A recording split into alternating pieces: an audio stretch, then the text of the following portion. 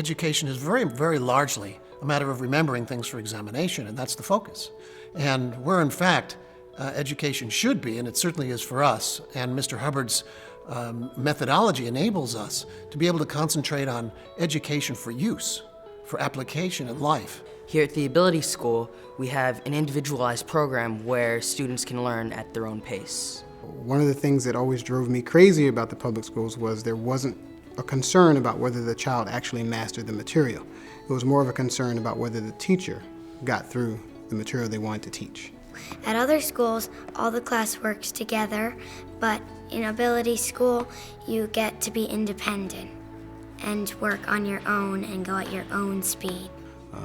The curriculum, I think, is top-notch. The teachers spend the time with the students, and I see that in the way my kids learn. I think what impressed me most was how dedicated the teachers all seemed.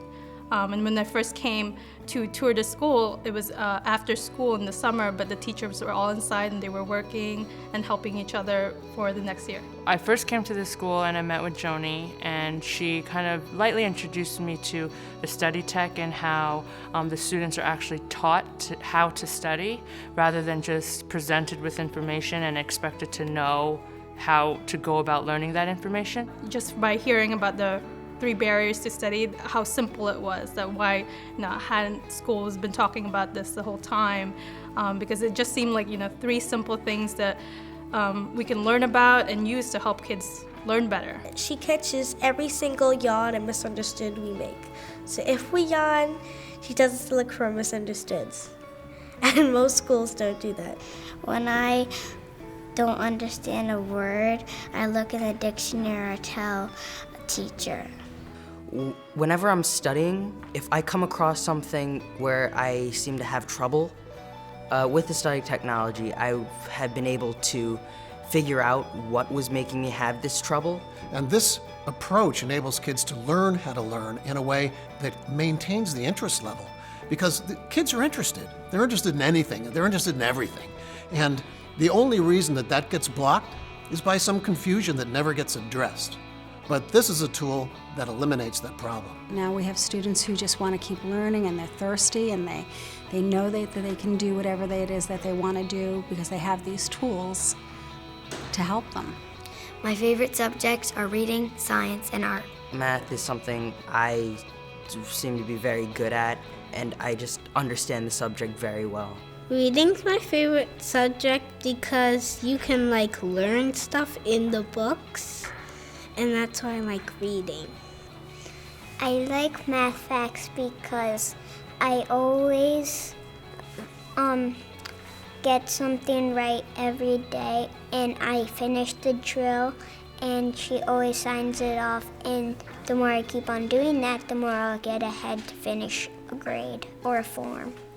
There's a girl named Goldilocks, and she ate the littlest bear's part. Books take you everywhere, and I just love them. When they have those kinds of moments, I think those small moments, even though they're small, those are the things that inspire me. And it shows that study technology really works. Our son is leaving the Ability School this year. He's applied to many prestigious, exclusive schools. He's been accepted to all the schools he's applied to. He's also been given the opportunity to join the honors program in every school that he's applied to. And I think the Ability School had a lot to do with that. The fact that the individualized learning, having taught my son to learn on his own and to understand 100% before he moves on, I think that's key. Well, the Ability School has given me the tools to learn pretty much anything that I would like to learn. How would you like a surgeon to operate on you who only knew 70% of the procedure? And even in medical schools and professional schools, a pass is somewhere between 70 and 80%. When you think about that, is that really good enough to go out and be the best? And so whenever you're dealing with a mechanic, a doctor, a lawyer, I'm sure you would pick the person who knew 100% instead of the person who knew 70% if you had that data. So true education educates the person so that they can use the material, apply it to some real life circumstance, and get a result.